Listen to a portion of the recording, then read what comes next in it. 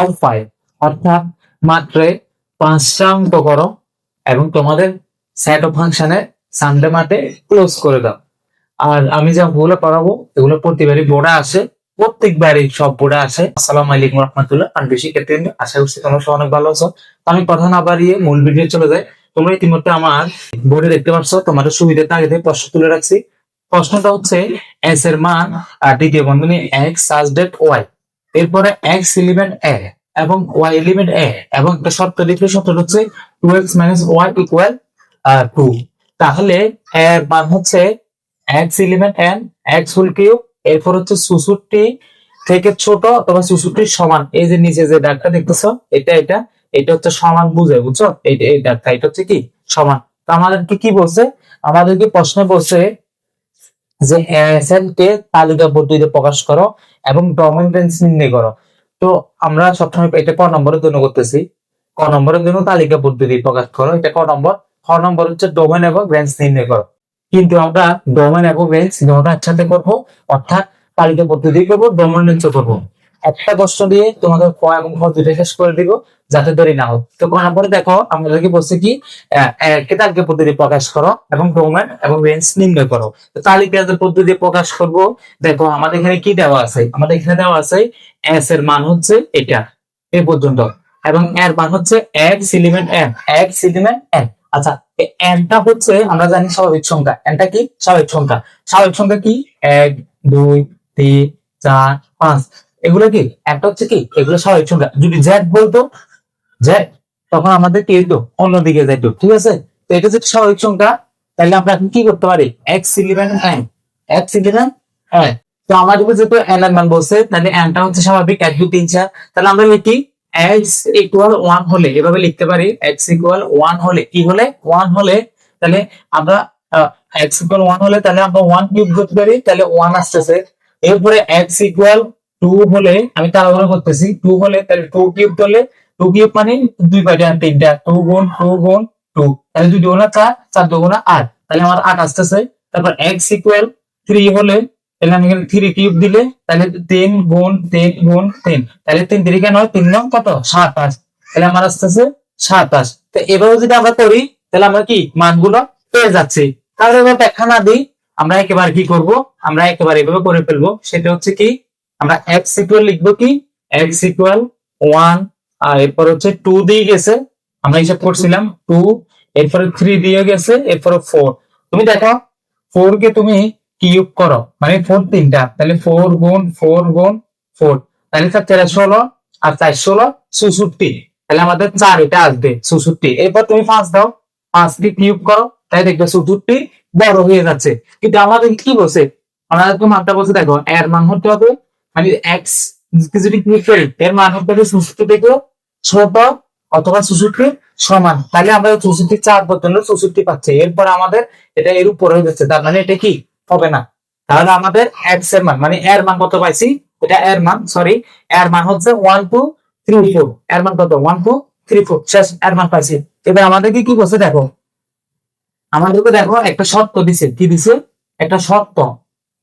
সেটা হচ্ছে কি দেখো, এখানে যে এস বর্ণিত কি শর্ত 2x - y = 2, এই যে শর্ত 2x - y = 2, তাহলে আমরা লিখবো s বর্ণিত s থেকে শর্ত বা s বর্ণিত শর্ত, s বর্ণিত শর্ত মতে, শর্ত মতে, শর্ত মতে কি এই যে 2x - y, 2x - y = কত 2, 2x - y = 2, বা আমরা এটাকে ব্যবহার করতে পারি 2x - 2 = কত y, এভাবে করতে পারি যে 2x - y এটা হচ্ছে শর্ত। এরপর আমরা এটাকে ব্যবহার করতে পারি 2x, এই 2 টাকে প্লাস দিয়ে দিকে নিয়ে আসছি, মাইনাস হয়ে গেছে, এটা মাইনাস ওদিকে যায় প্লাস হচ্ছে। এবার আমরা সুতরাং y = 2 পক্ষান্তর করব। পক্ষান্তর করলে চিহ্নের কোনো পরিবর্তন হয় না। তাহলে এবার আমরা দিব y = 2x - 2, আমরা y এর মান কত পাচ্ছি 2x - 2। আবার বলি পক্ষান্তর, পক্ষান্তর হইলে কোনো চিহ্নের পরিবর্তন হয় না। তাহলে আমরা কি পাচ্ছি 2x - 2।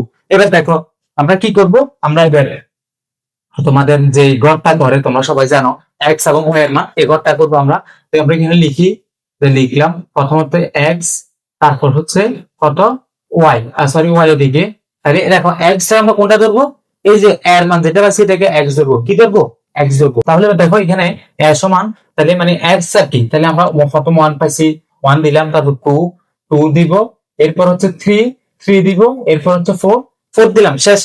এরপর আবার ওয়াই ওয়াই মানটা কিভাবে বের করবো, এই যে আমরা বের করছি দেখো, ওয়াই মানটা বের করবো 2, এরপর 2 ফর এক্স দিব, মানে 2 2 ফর এক্স, এক্স প্রথমটা মান কত বলছি 1, তাহলে আমরা 1 দিব, তাহলে 2 একে 2 2 একে 2, তাহলে দেখো 2 একে আমার 2, এরপর আমার শর্ত কি 2 ইনটু এক্স, এটা ইনটু মানে এক্স, এই যে ইনটু 1 দিলাম, এক্স এর মান 1, তাহলে 2 একে 2, তারপর এখানে -2 আছে না, এই 2 থেকে -2 করবো, -2, তাহলে সমান কত 0, তাহলে প্রথমটার মান কত 0, দ্বিতীয়টা সেম একইভাবে করব, আমরা 2 দিব, এরপরে ইনটু মানে এক্স, এক্স এর মান কত 2 নম্বরে 2, তাহলে 2, তাহলে 2 দিব না কত 4, 4 থেকে যে -2, এই যে -2, তাহলে -2 দিব, তাহলে সরি এখানে 2, তাহলে 4 থেকে 2 গেলে কত 2, এরপরে পরেরটা সেম, এটা 2 হবে, পরেরটা সেম, আমরা এটা ধরবো 2 ইনটু এক্স এর মান কত 3 নম্বরে 3, তাহলে 3 দুগুণা 6 6 -2 তাহলে সমান কত 4, তাহলে এই নম্বরে 4 হবে, 4 নম্বরটা আছে পরেরটা, এটা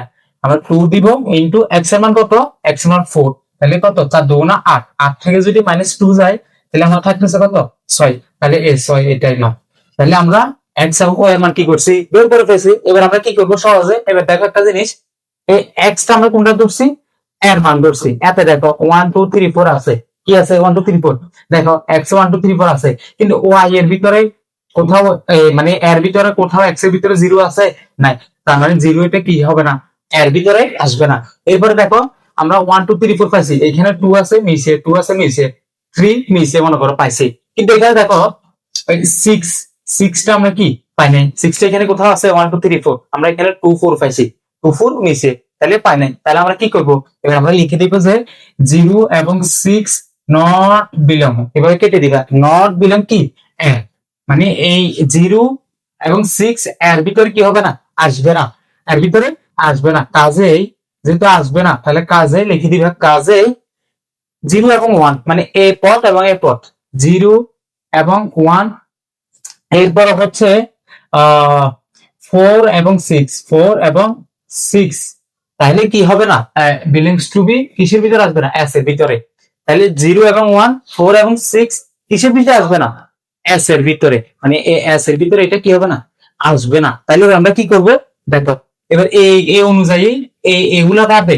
আর আমরা কি পাবো 2 আর তোমার 2 3 4, এই তো এই মানগুলো ছাড়া 0 1 4 6, মানে এটা আসবে না, এটা আসবে না, তাহলে আর কোনটা আসবে 2 2 3 4, তাহলে আমরা লিখবো 2 2, এরপর হচ্ছে 3 3 4, এই তো। এবার আমরা কি করবো, এটাকে ডোমেন এবং রেঞ্জ, আমরা জানি ডোমেন কি, ডোমেনটা হচ্ছে শুরুটা, এটা আর এটা ডোমেন ধরে, তাহলে আমরা লিখি ডোমেন, কি ডোমেন, ডোমেন ধরে লিখি, তাহলে ডোমেনে কি আসবে 2 এবং 3 শেষ শুরুটা, আর রেঞ্জ রেঞ্জ হচ্ছে 2 এবং 4, তাহলে এবার রেঞ্জ লিখি, রেঞ্জ হচ্ছে 2 এবং 4, তাহলে এটা আমাদের কি নির্ণয় আনসার। আশা করি বুঝতে পারছো, এখানে একটা অঙ্ক না দুটো অঙ্ক, একটা ডোমেন রেঞ্জ আর একটা হচ্ছে তালিকা পদ্ধতি, আমি দুটোটা একসাথে করে ফেলছি যাতে সময়টা সহজে বেঁচে যায়। আশা করি বুঝতে পারছো, কনভার্সন কেটে